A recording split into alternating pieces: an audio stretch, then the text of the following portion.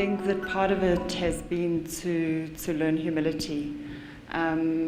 Because I come out of a corporate background, the idea of measurement for me is quite concrete, and impact is quite concrete. And I've had to learn to really listen to the fellowships in the sector that we serve, and really understand that just the fact that people are together and talking, what comes out of that is actually quite magical and is not always possible to capture. And to be able to fight that battle on their behalf with the rest of the world, funders in particular, who want things in a particular way, and to just realize, just observe the incredible value and appreciation from people who are, just doing an impossible job. And I've just learned so much from the people in the sector in terms of what they valued out of the fellowship. So really being, you asked what my idea of success was. It's quite different to what a lot of the people in the fellowship's idea, and it's just being open to that and figuring out how to balance that. I think for me, and I'm going to also stay with the Gandhi quote, the reality of the South African situation, and there's a quote by Gandhi who says, how society treats its children is a reflection on that society.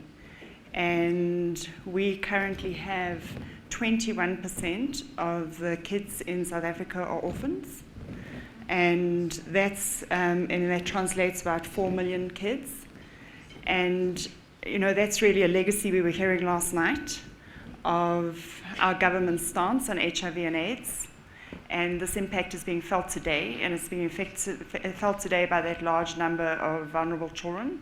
And it's being felt today by the grandmothers who left to look after them. And for me, you can't really go anywhere in South Africa without seeing this. It's there.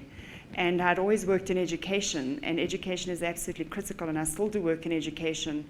But how can you actually educate someone who is coming to school with no parental support? We have about between 250,000 and 450,000 kids who live in homes without any adult supervision. How do they actually come to school? We have 70% of our kids are living in poverty.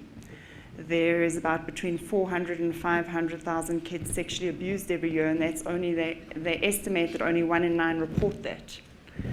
And yet we expect any kind of performance in an education system. So for me, I am very passionate being a mother, but also just generally about issues relating to children. And I think my skill is hopefully in bringing people together to do something collectively. Hence, that's the path that I chose. But it was really a feeling that something needed to be done, and something long term, because this problem has been getting worse. And although a lot is being done to solve it, nothing is actually making it any better. So that was also a big motivator for me, and to try and do something long term, not just to fix, which is absolutely critical, but not just to fix some things for a couple of kids today. Success for me, I think, is at many levels. The one level is just to learn how to do things differently. We've had these problems of education, we've had all the problems for so long, and we keep on trying to solve them in the same way. So for me, the model that we're using in the vulnerable children sector has now been adopted and is being used in the education sector with an organization called Bridge. And that is really exciting for me, because Bridge is working collaboratively on how to spread successful practice. And it's really working, and government, unions, school stakeholders are all working collaboratively, so that there's a belief that we can actually solve something if we work together. So one level of that for me is a spread to other sectors. With regard to working, I'd love to say that there wouldn't be any more orphans. That would really be success, but I think it's at many levels. The one is that we change the way that people in the children's sector work together in order to deliver more effectively and more sustainably.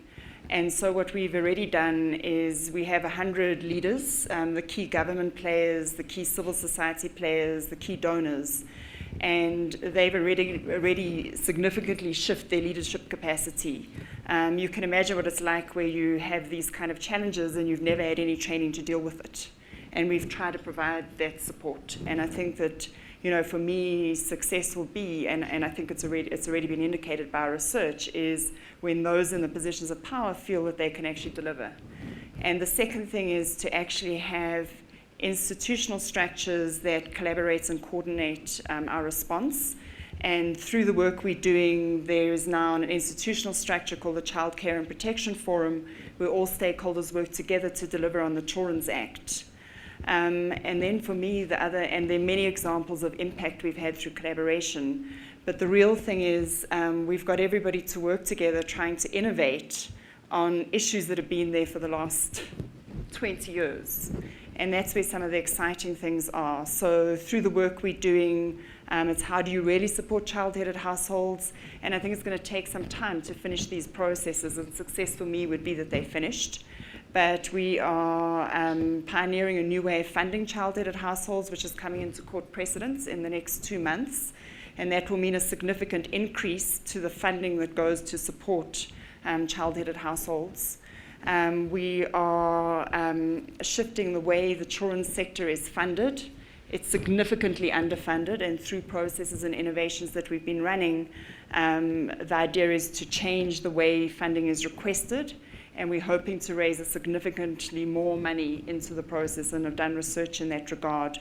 We are short 15,000 social workers. We currently, through some of the collaborative testing we're doing, are testing a model that's around cluster foster care that doesn't need social workers, and that model is successful. And the really exciting thing for me, I always hesitate to do things that don't include the people most impacted by the problem, and we haven't had kids in our network. And 2 of the fellows are launching in November a LINC for children. So that will include youth leaders, and I'm really, really excited about that. So for me, it's just really bedding that all down and then taking this as a model for solving what really seem intractable problems into other sectors. That will be success for me.